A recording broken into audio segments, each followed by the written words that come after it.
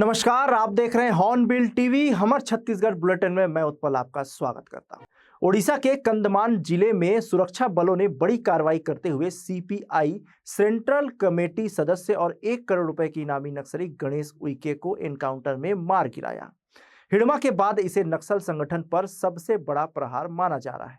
25 दिसंबर 2025 को हुए इस ऑपरेशन में कुल 6 नक्सली ढेर किए गए। 69 वर्षीय गणेश उइके AK-47 जैसे आधुनिक हथियारों से लैस था और बेहद खतरनाक माना जाता था। इस सफलता के बाद केंद्र सरकार ने दोहराया कि 31 मार्च 2026 तक देशों को नक्सल मुक्त किया जाएगा। उड़ीसा स्टेट कमेटी का इंचार्ज सीसी मेंबर था, मूलतः तेलंगाना का रहने वाला, जिसने नाम परिवर्तित करके रखा है अपना गणेश उइके। आज वो न्यूट्रलाइज हुआ है। इस तरीके से कुल मिलाकर के इस वर्ष 5 पोलित ब्यूरो और सीसी मेंबर ने पुनर्वास किया है। ऐसे ही 11 पोलित ब्यूरो और सीसी मेंबर न्यूट्रलाइज हुए हैं। अभी आप कहें तो 3 पोलित ब्यूरो मेंबर और दो पोलित ब्यूरो मेंबर और 3 सीसी मेंबर, इतने अभी शेष हैं। संगठन के बीच में हुई मुठभेड़ के पश्चात सीपीएम महोदय संगठन का central committee member Ganesh Uikey या माननीय महोदय का डेड बॉडी रिकवर होने का प्राथमिक जानकारी प्राप्त हो रहा है। इस संबंध में डिटेल जानकारी उड़ीसा पुलिस द्वारा बहुत जल्दी खुलासा की जाएगी। वर्ष 2025 में प्रतिबंधित एवं गैर कानूनी सीपीएम महोदय संगठन के खिलाफ की गई प्रभावी कार्रवाई में महोदय संगठन का टोटल 11 सेंट्रल कमेटी और पोलिट ब्यूरो मेंबर का डेड बॉडी अलग अलग राज्यों में अलग अलग मुठभेड़ के पश्चात रिकवर की गई। उनमें से सीपीएम महोदय संगठन का जनरल सेक्रेटरी बसवराजू सुधाकर के रामचंद्र रेड्डी कोसा, इनके डेड बॉडी बस्तर संभाग के अंदर रिकवर की गई और सेंट्रल कमेटी मेंबर्स चलपति और मोडम बालकृष्णा का गरियाबंद में रिकवर की गई थी। और सीमावर्ती जो राज्यों में गजाला रवि, बाड़वी, हिड़मा, विवेक मांझी, सहदेव और आज दिनांक को उड़ीसा राज्य अंतर्गत central committee member Ganesh Uikey की डेड बॉडी रिकवर की गई। इस प्रकार महोदय संगठन की जो टॉप लीडरशिप के खिलाफ निर्णायक एक बढ़त हमें प्राप्त हुआ। आने वाले समय में उनके खिलाफ और प्रभावी कार्रवाई करने का एक कार्य योजना है। इस परिस्थिति में महोदय संगठन के पास मात्र एक ही विकल्प शेष रहेगी, हिंसा त्याग करके समाज की मुख्यधारा में शामिल होना चाहिए, अन्यथा हमारे सुरक्षा बल की कार्रवाई को परिणाम उनको भुगतना पड़ जाएगा। दंतेवाड़ा जिले में पूर्व प्रधानमंत्री स्वर्गीय अटल बिहारी वाजपेयी के जन्म दिवस के अवसर पर उनकी स्मृति में निर्मित अटल चौक का लोकार्पण किया गया। कार्यक्रम में छत्तीसगढ़ के मुख्यमंत्री विष्णुदेव साय ने डिजिटल माध्यम से संबोधन देते हुए अटल बिहारी वाजपेयी के योगदान को याद किया। इस अवसर पर दंतेवाड़ा विधायक चैतराम अटामी, कलेक्टर देवेश कुमार ध्रुव, जिला पंचायत सीओ जयंत नाहटा सहित जिले के वरिष्ठ अधिकारी, जनप्रतिनिधि और बड़ी संख्या में नागरिक उपस्थित रहे। कार्यक्रम में अटल जी के आदर्शों पर चलने का संकल्प भी लिया गया।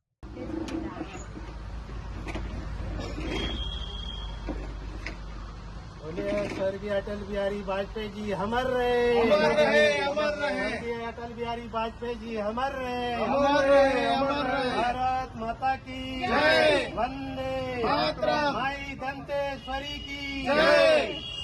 आज हमारे पूरे छत्तीसगढ़ प्रदेश में पूर्व प्रधानमंत्री स्वर्गीय अटल बिहारी वाजपेयी जी का यहाँ पर भव्य पूरे प्रदेश में सभी नगर पालिका में उनका मूर्ति बनाया गया है, जिसके अनावरण कार्यक्रम आज पूरे प्रदेश में 115 जगह पर प्रदेश के मुख्य यशस्वी मुख्यमंत्री माननीय विष्णुदेव साय जी के द्वारा और हमारे नगरीय निकाय मंत्री अरुण साव जी के अध्यक्षता में आज यहाँ पर लोकार्पण कार्यक्रम किया गया है। आज इस समय हम दंतेवाड़ा जिला नगर पालिका में हम स्वर्गीय अटल बिहारी वाजपेयी जी के इस मूर्ति का अनावरण कार्यक्रम में उपस्थित है और हम सब के लिए यह स्वर्गीय पूर्व प्रधानमंत्री माननीय अटल बिहारी वाजपेयी जी है। हम छत्तीसगढ़ वासियों के लिए, हम सब के लिए बहुत ही गर्व की बात है कि हमारे छत्तीसगढ़ राज्य का स्थापना करने वाला ऐसे निर्माता है और ऐसे अटल बिहारी वाजपेयी जी को हमारे भारत शासन सरकार के द्वारा भारत रत्न से सम्मान किया गया है। ऐसे अटल बिहारी वाजपेयी जी है। अगर अटल बिहारी वाजपेयी जी केवल राजनेता ही नहीं बल्कि साहित्यकार और बहुत बड़ा कवि भी रहे और हम अटल बिहारी वाजपेयी जी के काम को अगर देखते हैं, यह आज मोदी जी के सरकार अटल बिहारी वाजपेयी जी के जन्मदिन को लेकर, इस जयंती को लेकर सुशासन के रूप में चलाया जा रहा है। आज पूरे देश में हमारे भारतीय जनता पार्टी के सरकार केंद्र में भी है और या प्रदेश में भी है, और ये सुशासन हम सब देख रहे हैं। ये अगर ग्रामीण क्षेत्र को अगर देखते हैं, ये पक्का सड़क अगर किसी ने दिया वो है अटल बिहारी वाजपेयी जी। प्रधानमंत्री ग्राम सड़क के नाम से ये दिया गया है, वो है अटल बिहारी वाजपेयी, और यह अटल बिहारी वाजपेयी का देन है। और हम आदिवासियों का अगर दिल्ली में पूरे देश में अगर कोई आदिवासी मंत्रालय अगर बनाने वाला कोई ऐसे प्रधानमंत्री रहे, वो है अटल बिहारी वाजपेयी जी है। आदिवासी मंत्रालय को यहाँ पर शुरुआत करके पूरे आदिवासियों को एक विकास की धारा पर जोड़े हैं, और अटल बिहारी की वाजपेयी जी के सपना को आज देश के यशस्वी प्रधानमंत्री माननीय नरेंद्र मोदी जी ने पूरा किया जा रहा है, और उन्हीं की देन है आज हमारे नगर पालिका बहुत तेजी से डेवलप की ओर जा रही है और बहुत ही तेजी से विकास कर रही है। धन्यवाद आपको। बिलासपुर के एक निजी होटल में ICAI बिलासपुर शाखा द्वारा दृष्टि विषय पर द्विदिवसीय संगोष्ठी का शुभारंभ किया गया। कार्यक्रम के मुख्य अतिथि लोकसभा सांसद एवं केंद्रीय मंत्री तोखन साहू है। संगोष्ठी में भारतीय अर्थव्यवस्था में हो रहे संरचनात्मक बदलाव, वित्तीय सुधार, डिजिटल इकोनॉमी और चार्टर्ड अकाउंटेंट की बढ़ती जिम्मेदारियों पर चर्चा की गई। वक्ताओं ने कहा कि आज सीए केवल लेखा विशेषज्ञ नहीं बल्कि नीति निर्माण और राष्ट्र निर्माण में भी अहम भूमिका निभा रहे हैं। कार्यक्रम में बड़ी संख्या में सीए विद्यार्थी और विशेषज्ञ शामिल हुए। जी, और कर प्रणाली में जो उतार चढ़ाव हो रहा है वो। नमस्कार। सबसे पहले तो institute of chartered accountants of India जिसके अंतर्गत ये कॉन्फ्रेंस हुई है, उसमें 5 रीजनल काउंसिल हैं, जिसमें से सेंट्रल इंडिया रीजनल काउंसिल मध्य भारत क्षेत्रीय परिषद, जिसके ये अध्यक्ष हैं अंकुर गुप्ता जी। इस मध्य भारत क्षेत्रीय परिषद में लगभग 86,065 चार्टर्ड अकाउंटेंट हमारे यहाँ हैं, और लगभग 3 से 4 लाख स्टूडेंट्स जो छात्र हैं वो इसमें अध्ययनरत हैं। और हमारा institute of chartered accountants of India अब विश्व की सबसे बड़ी अकाउंटिंग बॉडी हो गया है। पूरे विश्व के अंदर अकाउंटिंग ऑडिटिंग का जो कार्य है वो चार्टर्ड अकाउंटेंट्स करते हैं। आज के समय में भारत को जो अर्थव्यवस्था के अंदर हम 3 ट्रिलियन क्रॉस कर गए हैं, और हमारा जो स्वर्ण काल, अमृत काल जिसे कह रहे हैं, उसमें लगभग 50 ट्रिलियन का जो मोदी जी ने कहा है, तो इसके अंदर चार्टर्ड अकाउंटेंट की बहुत महत्वपूर्ण भूमिका रहेगी। आज नए नए आयाम पूरे देश के अंदर खुल गए हैं, और चार्टर्ड अकाउंटेंट जो हमारी अर्थव्यवस्था के प्रहरी के रूप में काम कर रहे हैं। आज विदेश से किसी को भी भारत में पैसा लगाना है तो चार्टर्ड अकाउंटेंट द्वारा हस्ताक्षरित जो बैलेंस शीट है उसी के आधार पर वो निवेश करते हैं। आज कोई भी आयकर विभाग से लेकर जीएसटी विभाग हो, आज जो पूरे देश में कलेक्शन हो रहे हैं, टैक्स बढ़ रहा है, ये चार्टर्ड अकाउंटेंट्स की भूमिका है। क्योंकि चार्टर्ड अकाउंटेंट ऑडिट करते हैं, अपने क्लाइंट्स को प्रेरित करते हैं कि आपका जो योग्य टैक्स है उसको भरें, और उसके फायदे बताते हैं। पुराने जमाने में लोग टैक्स चोरी करते थे, आज का समय ऐसा हो गया है कि आप टैक्स भरिए, आपको उतनी रियायतें मिलेगी, आपको उतना फायदा मिलेगा। अब जो कैश की इकोनॉमी थी वो धीरे धीरे समाप्त हो गई है। पिछले कुछ समय में सरकार ने जो आयकर का नया कानून लेके आए हैं, इसमें भी बहुत सारी सिंप्लिसिटी कर दी है। पहले जो कैपिटल गेन, आपको प्रॉपर्टी बेची, उसके ऊपर टैक्स 25% तक लग जाता था, अब उसको मात्र 12.5% कर दिया गया है। सरकार टैक्स की दरें कम कर रही है, और सरकार को हमारी तरफ से सुझाव है कि कैसे जो टैक्स पेयर का व्याप है उसको बढ़ाएं, ज्यादा से ज्यादा लोग टैक्स भरने में शामिल हो। इसी सभी को देखते हुए सरकार ने अब जो टेक्नोलॉजी है उसका सहारा भी लिया है। टेक्नोलॉजी, आर्टिफिशियल इंटेलिजेंस, इसके कारण पहले जो लोग टैक्स चोरी कर लेते थे अब वो संभव नहीं रहा। आप शेयर बेचें, 1 रुपए का ब्याज भी आए, वो सारी चीजें आपके आयकर का जो AIS TIS होता है उसके अंदर आ जाती है। इस कारण से चार्टर्ड अकाउंटेंट्स की जो भूमिका है वो सरकार के साथ कंधे से कंधा मिला के राष्ट्र निर्माण में सहभागी के रूप में है। मैं CA पंकज शाह, मैं इंदौर से हूं और चार्टर्ड अकाउंटेंट इंस्टीट्यूट की केंद्रीय कार्यकारिणी का सदस्य हूं। सर, मेरा नाम अंकुर कुमार गुप्ता है, मैं जयपुर से बिलोंग करता हूँ। सेंट्रल इंडिया रीजनल काउंसिल का चेयरमैन हूँ, और जो ये 45 हमारी रीजनल काउंसिल है, पूरे 7 स्टेट हमारे रीजन में कवर होते हैं। ये पूरे सातों में एक ही रीजनल कॉन्फ्रेंस होती है, जो इस बार हमने छत्तीसगढ़ में बिलासपुर जगह में की है। इसमें हमने जैसे 6 टेक्निकल सेशन रखे हैं, जो ध्यान में रखते हुए मेंबर्स के लिए, चाहे जीएसटी का हो, जीएसटी में क्या क्या नए नए चेंजेस आए हैं, और अभी एनुअल फाइलिंग होनी है, उसमें क्या क्या चीज़ें ध्यान में रखते हुए हमको एनुअल फाइलिंग करनी है, उसके बारे में आज सुबह चर्चा हुई है। उसके बाद में हमारी जो अभी नेक्स्ट सेशन है, अकाउंटिंग स्टैंडर्ड है, ऑडिट जो रिपोर्ट होती है उसको कैसे प्रेजेंट करना है, जिसके उसमें क्या क्या डिस्क्लोजर होने चाहिए, जो जिसके फेस के बेस पे, जैसे पंकज साधन जी हमारे सेंट्रल काउंसिल मेंबर, उन्होंने बताया कि हमारे उससे फंडिंग मिलती है, आउट ऑफ इंडिया से जो फंडिंग आती है, बैलेंस शीट हमारा फेस होता है कंपनी का, वो टॉपिक रखा है। एक चैरिटेबल ट्रस्ट, बहुत सारे ऐसे ट्रस्ट हैं जो चैरिटेबल का वर्क करते हैं, उसमें क्या क्या चीज़ें कैसे ऑडिट होनी है, उसको कैसे उसको रिफॉर्म करना है, उसका रिन्यूअल करना है, उसके बारे में एक चर्चा है। दूसरा है सर्च एंड सीजर का एक टॉपिक है, जिसमें हमको ये जानने का शेयर होगा कि कैसे सर्च और सीजर में हमको क्या क्या चीज़ें ध्यान में रखनी चाहिए, और उसको होते समय कि कैसे उसको प्रोसीड करना है, ये टॉपिक है। और लगभग 800 इसमें पार्टिसिपेट आज हमारे यहाँ हैं। और मेरा नाम Ankur Kumar Gupta, central India regional chairman. Bharat Ratna पूर्व प्रधानमंत्री श्रद्धेय अटल बिहारी वाजपेयी के 101वें जन्म दिवस के अवसर पर चिरमिरी नगर पालिका निगम के मालवीय नगर में अटल परिसर का लोकार्पण किया गया। यह कार्यक्रम छत्तीसगढ़ राज्य के 115 स्थानों पर एक साथ आयोजित हुआ, जिसका लोकार्पण मुख्यमंत्री विष्णुदेव साय ने वीडियो कॉन्फ्रेंसिंग के माध्यम से किया। चिरमिरी में आयोजित कार्यक्रम में महापौर राम नरेश राय मुख्य अतिथि के रूप में उपस्थित रहे। उनके साथ पार्षदगण, स्वच्छता दीदी एवं बड़ी संख्या में क्षेत्रवासी मौजूद रहे। कार्यक्रम में अटल बिहारी वाजपेयी के विचारों और योगदान को याद किया गया। आज किस कार्यक्रम के बारे में बताइए। आज ये भारत रत्न प्राप्त अटल बिहारी वाजपेयी जी के उपलक्ष्य में अटल परिषद का ये लोकार्पण किया गया है, जो कि हमारे छत्तीसगढ़ के सभी निकायों में एक साथ उद्घाटन किया गया है। गरियाबंद जिले के तौरेगा बफर क्षेत्र अंतर्गत ग्राम कोकड़ी में शिकारियों के फंदे में फंसे गंभीर रूप से घायल तेंदुए को उदंती सीता नदी टाइगर रिजर्व की एंटी पोचिंग टीम ने साहसिक रेस्क्यू कर बचा लिया। घनी झाड़ियों के बीच ड्रोन असफल रहा, जिसके बाद एसडीओ गोपाल कश्यप ने जान जोखिम में डालकर रस्सी के जाल से तेंदुए को काबू किया। तेंदुए के गले में 2 क्लच वायर फंदे पिछले 7 दिनों से कसे हुए थे। जंगल सफारी रायपुर की टीम ने रात में उपचार कर फंदे निकाले। फिलहाल तेंदुआ स्थिर है।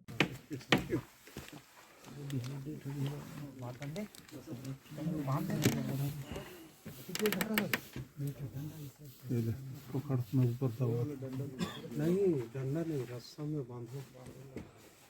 एक रस्सल दे यार,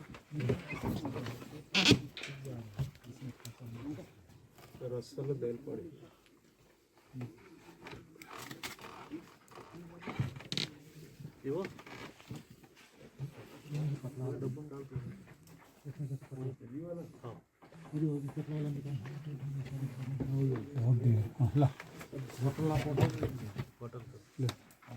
ऊपर खड़े हो जा।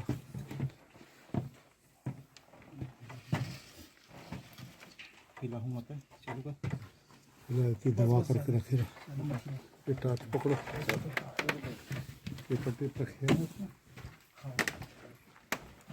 क्रिसमस डे शहर में हर्षोल्लास और उत्साह के साथ मनाया गया। पर्व को लेकर लोगों में खासा उत्साह देखने को मिला। इस अवसर पर शहर के विभिन्न चर्चों में सुबह से ही प्रार्थना के लिए श्रद्धालुओं की भीड़ उमड़ पड़ी। ईसाई समाज के लोगों ने प्रभु यीशु मसीह की प्रार्थना कर परिवार की सुख समृद्धि, शांति और खुशहाली की कामना की। चर्चों में विशेष प्रार्थना सभाएं आयोजित की गई, जहां प्रभु यीशु के बताए मार्ग पर चलने और समाज के सेवा संकल्प लिया गया। क्रिसमस को लेकर ईसाई समाज द्वारा सांस्कृतिक कार्यक्रम भी आयोजित किए गए, जिनमें बच्चों से लेकर बुजुर्गों तक ने भाग लिया। आज आप लोग क्रिसमस पर्व में किस तरह की खुशियां मना रहे हैं? क्रिसमस का पर्व दुनिया में एक अलग और अनोखा संदेश लेकर के आता है, और दुनिया की सबसे बड़ी इस फेस्टिवल, इस त्यौहार, इस पर्व के का मुख्य उद्देश्य केवल और केवल एक ही है, उद्धारकर्ता यीशु मसीह का जन्म। उद्धारकर्ता मतलब हमको हमारे पापों से छुटकारा देने के लिए अगर किसी का जन्म हुआ तो वो यीशु मसीह दुनिया में आए, और हमको जो है बड़े प्रेम से और आनंद से और अपने प्राणों को दे करके उन्होंने हमारे पापों से हमको छुटकारा दिया। और आज इसीलिए हम इस पर्व को बहुत धूमधाम से मना रहे हैं, क्योंकि उद्धारकर्ता का जन्म हुआ, और सबका जन्म होता है परिवार में आनंद और खुशी के लिए, लेकिन प्रभु यीशु मसीह का जन्म हुआ केवल और केवल मनुष्य जाति के पापों से उनको छुटकारा देने के लिए, ताकि हमारे मन में एक दूसरे के प्रति जो द्वेष है, जो हमारे प्रति कोई भी बैर भाव है या कोई भी गलत बातें हैं या हम किसी को नुकसान पहुंचाना चाहते हैं या किसी प्रकार का हम पाप करते हैं, ये सारी बातें प्रभु यीशु मसीह हमारे जीवन से ख़त्म करना चाहते हैं। और जैसे कि प्रभु का वचन कहता है कि अगर हम सक्षम है भलाई करने में और अगर हम भलाई नहीं करते हैं तो ये भी हमारे लिए पाप है, और ऐसे पापों को ही ख़त्म करने के लिए प्रभु यीशु मसीह इस दुनिया में आए और उनका जन्म हुआ और हमें आनंद का जीवन दे करके गए। इसलिए आज केवल प्रभु के लोग ही नहीं, केवल मसीह समाज नहीं, लेकिन प्रभु के साथ साथ और भी दुनिया के सारे लोग इस क्रिसमस को सेलिब्रेट करते हैं। विशेषकर जब रात्रि भ्रमण के लिए हम निकलते हैं और सांता क्लॉज के रूप में जब गाड़ियाँ निकलते हैं, तब उस समय भी हमारे प्रिय भाई बहन, शहरवासी, नगरवासी और जितने भी नगर के प्रमुख लोग हैं वो सब हमारा आत्मीय स्वागत करते हैं और बड़े सम्मान के साथ वे आदर करते हैं और इस क्रिसमस पर्व को मनाते हैं। कितने दिनों का पर्व रहता है?